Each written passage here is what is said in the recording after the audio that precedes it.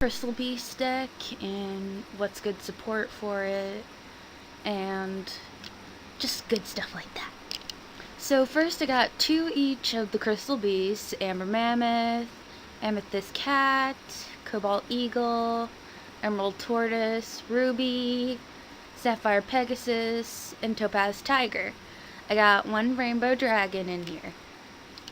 Now I got 13 traps and 15 spells. The 13 traps are 1 Rainbow Life, 1 Rainbow Path,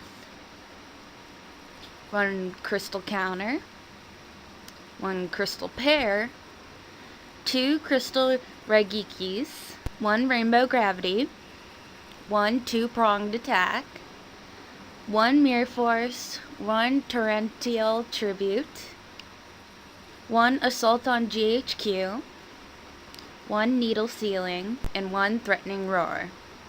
I have 15 spells: 1 Crystal Abundance, 2 Crystal Beacons, or Beacon, 1 Crystal Blessing, 1 Crystal Release, 1 Crystal Tree, 2 Ancient City Rainbow Ruins, 1 Rare Value, 2 Crystal Promises, 1 Terraforming, 1 Emergency Provisions, 1 Lightning Vortex, and 1 Monster Reborn.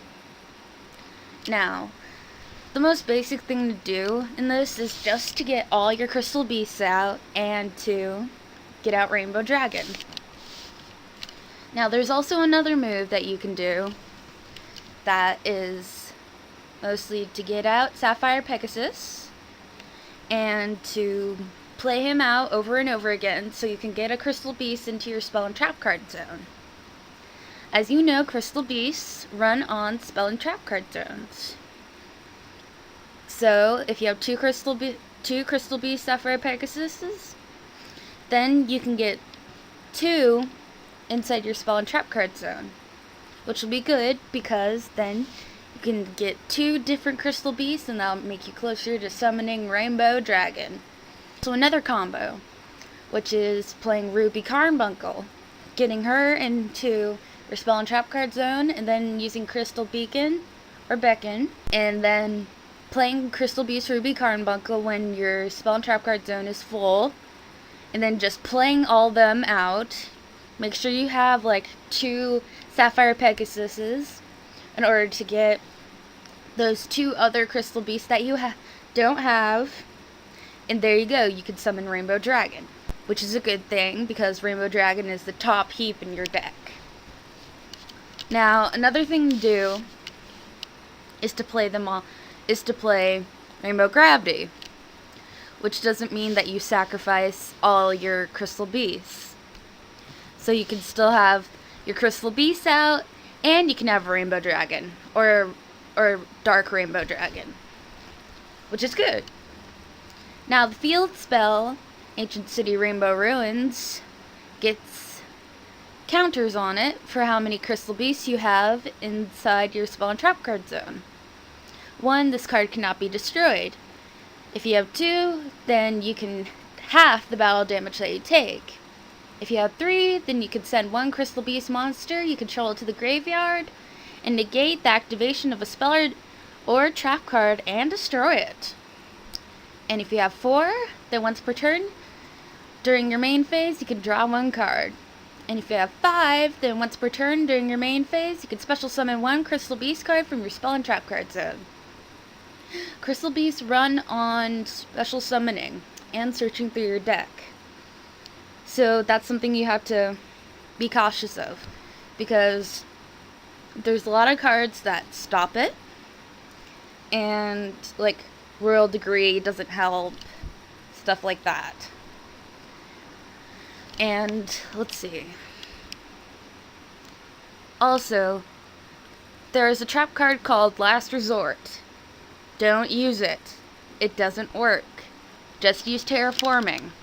because it gets your field spelled out quickly, and it has no hassle, and it doesn't let your opponent draw one card, so it doesn't give your opponent an upper hand.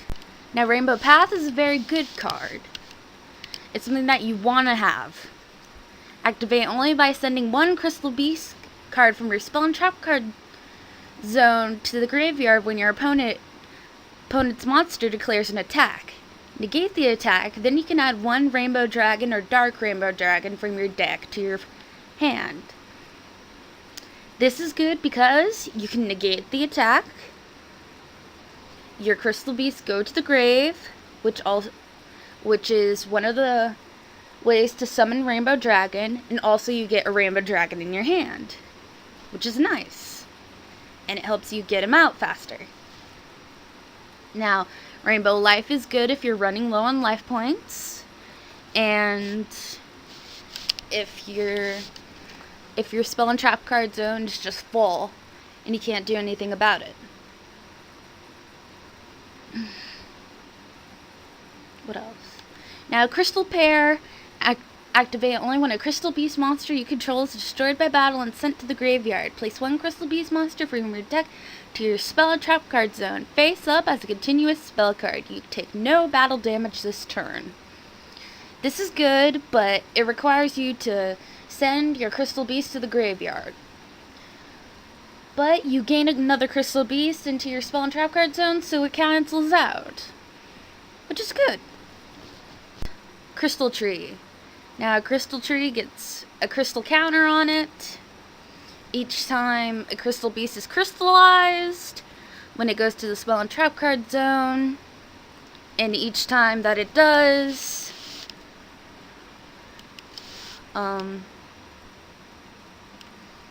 right when it goes to the grave, you can summon that many Crystal Beasts from your deck to your spell and trap card zone. And Crystal Counter. Send all your spell and trap card zones to the grave. Place as many Crystal Beast monsters from your graveyard to your spell and trap card zone, which is good for Rainbow Dragon and stuff like that. Crystal Blessing. Select the 2 Crystal Beast monsters in your graveyard, place them in your spell and trap card zone, face up as continuous spell cards. Again, good. Summoning Rainbow Dragon. All of my deck is based on summoning Rainbow Dragon, getting him out. And rare value. Activate only when 2 or more Crystal Beast cards are in your spell and trap card zone. Your opponent selects one Crystal Beast card from your spell and trap card zone and sends it to the graveyard. Then you draw 2 cards. This card I really don't use much, but it's good, because your Crystal Beast goes to the grave. Bad thing is that your opponent gets to choose, so if they know what the Crystal Beast does, then you're in a little bit of trouble.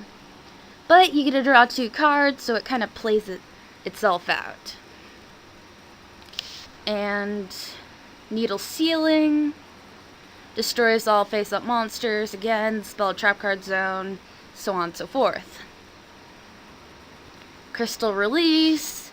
It gives those Crystal Beasts an extra boost, because the Crystal Beasts alone, they're not very strong. Some of them are, but they kind of need to be supported by the other stronger Crystal Beasts.